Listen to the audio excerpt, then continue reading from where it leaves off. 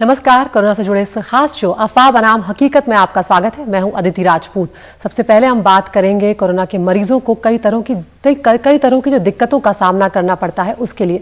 कुछ लोगों को थकान और कमजोरी लगती है, कुछ लोगों को सांस लेने संबंधी समस्याएं सामने आ रही हैं और ऐसे ही कई समस्याओं में से एक समस्या है बाल झड़ने की, जो कोविड से ठीक हुए मरीजों में बहुत ज्यादा देखी जा रही है।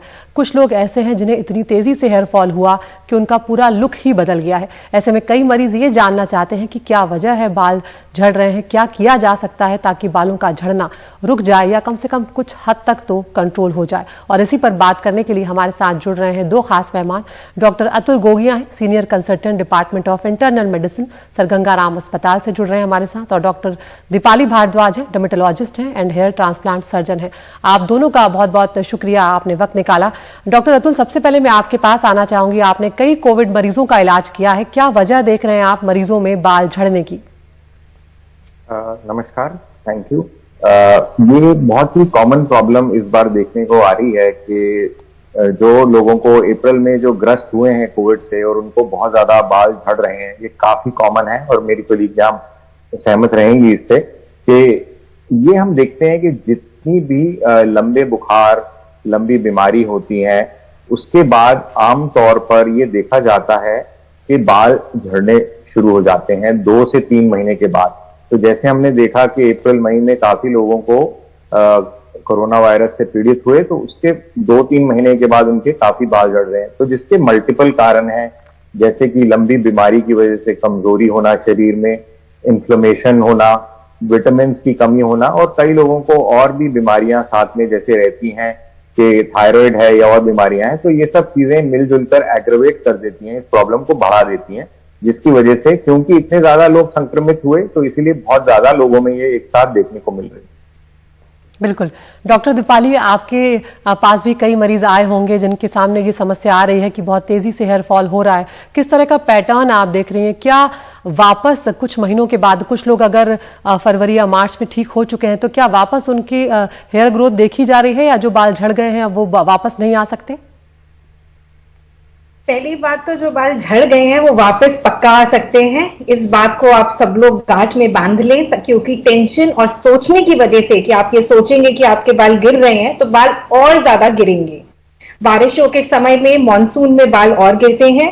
जैसे यहाँ डॉक्टर साहब ने भी बताया कि हर बुखार में, इन्फेक्शंस में बाल गिरते हैं और अब ये पैंडेमिक लंबा हो गया है। एज अ डर्मेटोलॉजिस्ट मैंने उन लोगों को भी मेरी मुलाकात हुई जिन्हें कभी कोविड हुआ ही नहीं, ना कभी कोविड पॉजिटिव हुए, ना कभी साइलेंट कोविड सिम्टम्स हुए, उनके बाल गिर रहे हैं।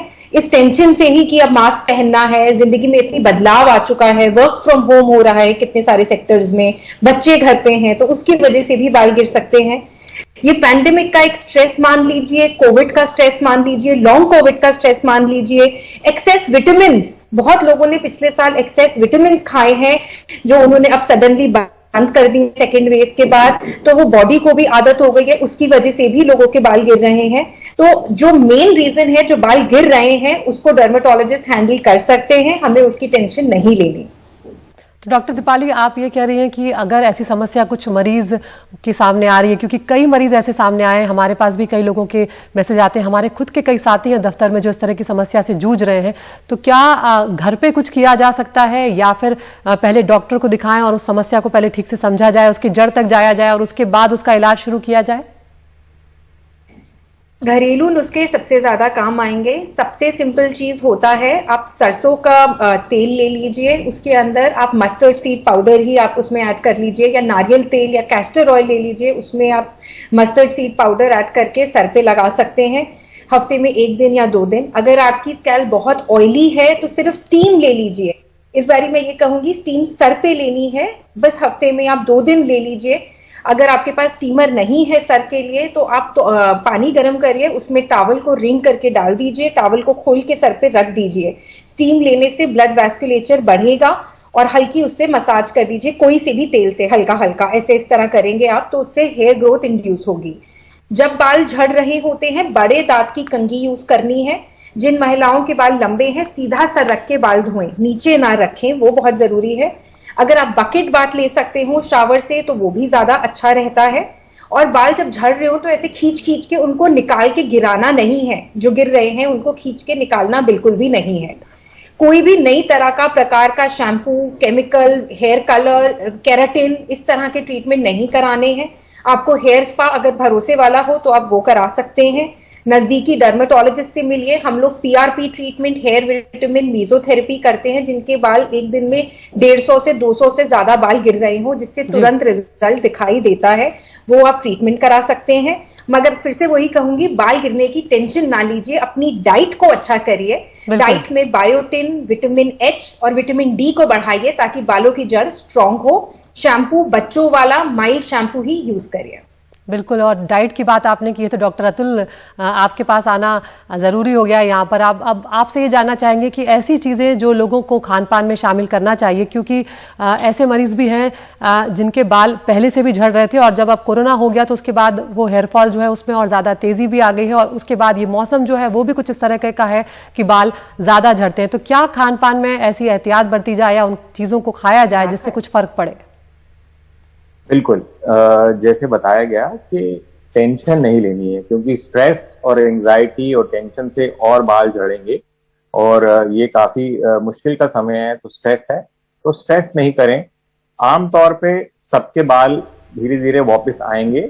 जहां तक खान पान का है, हमें ये देखना है कि जो कॉमनली जैसे बताया गया कि बहुत सारे हम सप्लीमेंट्स ले रहे थे, तो हमें ये देखना है कि iron, vitamin D, vitamin C, zinc, ये सब जो चीजें हैं ये हमारे बॉडी में इनकी मात्रा सही है कि नहीं है। ये नहीं हो कि हमें ओवरबोर्ड भी नहीं जाना है कि हम विटामिन डी बहुत ज्यादा ले लें या ये, तो हमें एडिक्वेटली फल फ्रूट हैं, विटामिन डी रिच फ्रूट, ये मिल्क प्रोडक्ट्स हैं, ये सब चीजें हमें अपने खान पान में रखनी है ताकि न्यूट्रिशन अच्छा रहे। आयरन है जो न्यूट्रिशन के लिए अच्छा है, बालों के न्यूट्रिशन के लिए, तो आयरन रिच फूड है जिसमें हरी सब्जियां हैं, चना है, ये सब चीजें हैं जो बड़ी सिंपल चीजें हैं, हम अपने डे टू डे घर के खाने में इंक्लूड कर सकते हैं, जिससे हमारे बालों की ग्रोथ अच्छी होगी। जहां तक और शारीरिक बीमारियों से कोई हम लोग ग्रस्त हैं तो हम ये देखें कि वो सब चीजें भी कंट्रोल रहें। थायराइड एक बहुत कॉमन प्रॉब्लम है, लेडीज में काफी रहती है, तो थायराइड से कोई ग्रस्त है तो उसकी एडिक्वेट डोज ट्रीटमेंट प्रॉपर रहे, अपने डॉक्टर के संपर्क में रहें। वैसे ही किसी को डायबिटीज, शुगर की प्रॉब्लम है तो ये सारी चीजों को कंट्रोल रखें।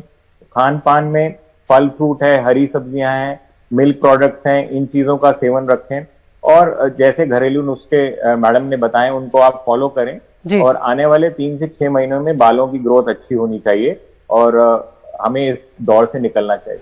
बिल्कुल, यानी कि आप लोगों का ये कहना है, मैं आप दोनों से संक्षेप में इस बात का जवाब चाहूंगी। डॉक्टर दीपाली, आपने भी कहा, डॉक्टर अतुल ने भी कहा कि वो मरीज जो कोरोना से जिनके बाल झड़ रहे हैं उनके बाल वापस आने की पूरी उम्मीद है, यानी कि कुछ महीनों के बाद ये जो हेयर फॉल हुआ है वहां पर वापस हेयर ग्रोथ होगी। डॉक्टर दीपाली, पहले आप बताएं। बिल्कुल होगी, और आज के डेट में हम देख ही रहे हैं, हर फील्ड के लोग देख रहे हैं कि साइंस पे हमें भरोसा रखना ही है और साइंस काफी चमत्कारी बनती जा रही है। किस तरह पैंडेमिक को पहले भी हैंडल किया है, लेट अस स्टे पॉजिटिव, बाल को हम लोग हैंडल कर लेंगे। कोविड में एक और जरूरी चीज जो हमने नोट करी है, ट्रिप्टोफैन, एक जो प्रोटीन अमाइनो एसिड होता है, उसका मैल अब्जॉर्प्शन देखा जाता है पोस्ट कोविड पेशेंट्स में। ये एक स्टडी अमेरिका में एक जर्नल में छपी थी। तो मैं अपने सारे पेशेंट्स को ट्रिप्टोफैन रिच डाइट बताती हूँ, जिसको हम गूगल पे देख सकते हैं। स्पेसिफिकली उसका सप्लीमेंट भी लिया जा सकता है अगर ज्यादा बाल गिर रहे हो। बिल्कुल, डॉक्टर अतुल। बिल्कुल, मैं बिल्कुल सहमत हूँ डॉक्टर दीपिका से कि ये बाल जरूर आएंगे। ये कोई भी स्ट्रेसफुल कंडीशन, लंबी बीमारी में ऐसे देखा जाता है। इस बार हम बहुत ज्यादा देख रहे हैं क्योंकि नंबर्स बहुत ज्यादा हैं, क्योंकि पेशेंट्स बहुत ज्यादा हैं जो इस बीमारी से संक्रमित हैं, इसलिए हर दूसरे आदमी से आप बात कर रहे हैं और उसके बाल झड़ रहे हैं। बट आमतौर पे ये जैसे हम इस बीमारी से जूझते हैं और अपना सेहत का ध्यान रखते हैं और न्यूट्रिशन का ध्यान रखते हैं, तो कम आने वाले 3 से 6 महीने में बालों की ग्रोथ होनी चाहिए और दोबारा से घने बाल दिखेंगे। जो यंग लेडीज बहुत वरिड हैं वो सब अपने लंबे बाल प्रॉब्ली वापस देखेंगे आने वाले 3 से 6 महीने। बिल्कुल, मैं भी इसी बात का जिक्र करने वाली थी कि खासकर महिलाएं अपने बालों को लेकर बहुत ज्यादा कंसर्न रहती हैं, परेशान रहती हैं, और जब इस तरह का हेयर फॉल होता है तो वाकई में वो चिंता पैदा करता है। लेकिन जैसा कि डॉक्टर दीपाली और डॉक्टर अतुल का कहना है कि सबसे पहले तो तनाव मत लीजिए इस बात का कि बाल झड़ रहे हैं, उसकी वजह से बाल और ज्यादा झड़ेंगे, और जैसे जैसे अपनी डाइट में बदलाव करेंगे, कुछ वक्त बीतेगा, ये जो कोरोना के चलते बाल झड़ रहे हैं ये दोबारा आ जाएंगे और इस समस्या का समाधान हो जाएगा। डॉक्टर अतुल गोगिया, डॉक्टर दीपाली भारद्वाज, बहुत बहुत शुक्रिया आपका हमसे जुड़ने के लिए और ये महत्वपूर्ण जानकारी साझा करने के लिए। और एक छोटे से ब्रेक के लिए रुक रहे हैं। ब्रेक के उस पार देखिए एनडीटीवी और गूगल की खास मुहिम वैक्सीनेट इंडिया।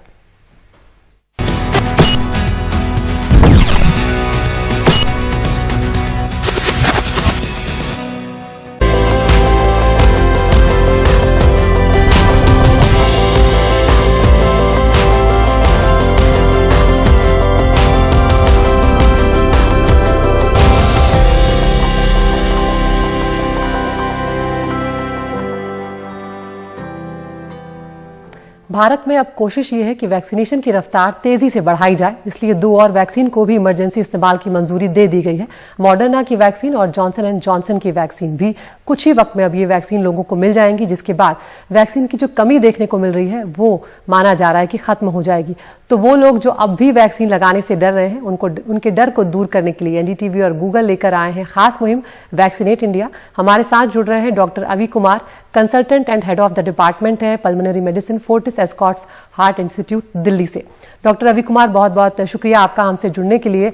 अब लोगों को डॉक्टर साहब ये इंतजार है कि बच्चों को वैक्सीन लग जाए, लेकिन तब तक बच्चों की सुरक्षा के लिए ये बेहद जरूरी है कि वयस्क लोग जो हैं वो वैक्सीन लगवाएं, लेकिन अभी भी कई लोग हैं जिन्होंने वैक्सीन नहीं लगवाई है, वो डर रहे हैं। बिल्कुल सही आपने बताया है कि बच्चों को वैक्सीनेशन लगाना भी बहुत जरूरी है। अगर हमने अपने स्कूल्स खोलने हैं, स्कूल्स को पूरी तरह चालू करना है, तो बच्चों को वैक्सीन लगा के ही स्कूल्स में हमने एंट्री करवानी है। दूसरी चीज, जो लोग अभी तक वैक्सीनेट नहीं हुए हैं उनको ये चीज समझ लेनी है कि वैक्सीनेशन एक एसेंशियल चीज है, उससे से हमारी जान बचती है, उसी से severe form of Covid pneumonia से हम बच सकते हैं। तो वैक्सीनेशन कराएंगे, सेफ रहेंगे, स्वस्थ रहेंगे। बिल्कुल डॉक्टर साहब, यहाँ पर अब हम देख रहे हैं कि बच्चों के स्कूल खुलने लगे हैं, कई राज्यों में स्कूल खोल दिए हैं, लेकिन जैसे पंजाब से खबर आई कि वहां पर कुछ बच्चे जो हैं वो संक्रमित हुए हैं। ऐसे में जिन माँ बाप जिनको अपने बच्चों को स्कूल भेजना है उनके मन में बहुत दुविधा है कि वो क्या करें, क्योंकि बहुत वक्त से बच्चे जो हैं वो घरों में भी बंद हैं, उन्हें बाहर भेजना भी जरूरी है। ऐसे में क्या सावधानियां बरती जाएं जब बच्चों को स्कूल भेजा जा रहा है? जब भी बच्चों को स्कूल भेजा जा रहा है, पहली चीज तो ये है कि सोशल डिस्टेंसिंग रखें। चाहे आप ओपन क्लासेस लीजिए जहाँ पे आप थोड़ा डिस्टेंसिंग रखिए, या अगर आप क्लोज क्लासेस ले रहे हैं तो काफी खिड़कियां खोल के रखिए कि भाई आपका हवा की आवाजाही रहे। दूसरा, डिस्टेंसिंग रहे, एक डेस्क छोड़ के दूसरे बच्चों को बिठाएं। तीसरी चीज, मास्क पहन के रहेंगे तो संक्रमण कम रहेगा। और अपने बच्चों को हेल्दी खाना खिलाइए, विटामिन्स खिलाइए, मिनरल्स खिलाइए, हाइड्रेशन अच्छा रखिए, इसी से ही हम बचाव रख सकते हैं। बिल्कुल, तो कुछ सावधानियां बरतना बेहद जरूरी है। लेकिन डॉक्टर साहब, अब अगर हम दूसरे राज्य की बात करें, अब अभी हमने पंजाब का जिक्र किया, अगर मुंबई की बात करें तो अब वहां पर लोकल ट्रेनें जो हैं वो शुरू हो रही हैं आम लोगों के लिए, खासकर जिन लोगों ने वैक्सीन ले ली है। लेकिन हम अभी कई जगहों पर देख रहे हैं कि दोनों वैक्सीन के बाद भी लोगों को कोरोना का इन्फेक्शन हो रहा है, जिसे ब्रेक थ्रू इन्फेक्शन भी कहा जा रहा है। ऐसे में जब हम लोकल ट्रांसपोर्ट, पब्लिक ट्रांसपोर्ट का इस्तेमाल करते हैं, तब क्या किया जाना चाहिए लोगों को, क्योंकि जब वो घरों में लौटते हैं तो उनके घरों में बच्चे भी हैं, बुजुर्ग भी हैं, जिनमें संक्रमण का खतरा हमेशा बना रहता है। बिल्कुल सही आप बता रहे हैं।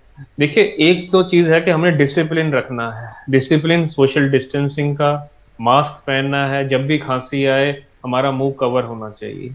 अगर हम डिसिप्लिन रखेंगे तो संक्रमण वैसे ही कम रहेगा। दूसरा, ये वायरस किस तरह बिहेव करता है, किस तरह का म्यूटेशन आता है, किस तरह की थर्ड वेव आती है, इस पे भी काफी सवालिया निशान है कि क्या ये थर्ड वेव हमारी आएगी, नहीं आएगी, सिवियरिटी कैसे रहेगी, माइल्ड रहेगी कि फिर से सिवियर होगी। तो इस पे अभी काफी रिसर्च आ रही है। जब तक हमारे हाथ में कि हम एक अपना डिसिप्लिन मेंटेन करके रखें, सोशल डिस्टेंसिंग मेंटेन करें, मास्क पहने और सबको अपने बड़े बुजुर्गों को वैक्सीनेट कराएं और जैसे जैसे बच्चों की वैक्सीन आती है उनको भी वैक्सीनेट करवाएं कि जल्द से जल्द हम अपनी नॉर्मल बिहेवियर अपना सकें। बिल्कुल। और अब ऐसी शायद कोई भी चीज़ है नहीं डॉक्टर साहब जो हम लोगों को ना पता हो। हमने 1.5 साल का वक्त गुजार लिया है कोरोना के साथ, तो हम सब जानते हैं कि क्या क्या किया जाना है जिससे हम कोरोना से बच सकते हैं। मास्क ज़रूर लगाएं, वैक्सीन ज़रूर लगवाएं और सोशल डिस्टेंसिंग का पालन करें तो हम कोरोना से बच सकते हैं और खासकर तीसरी लहर को आने से रोक सकते हैं। डॉक्टर रवि कुमार, बहुत बहुत शुक्रिया आपका इस तमाम जानकारी के लिए। धन्यवाद।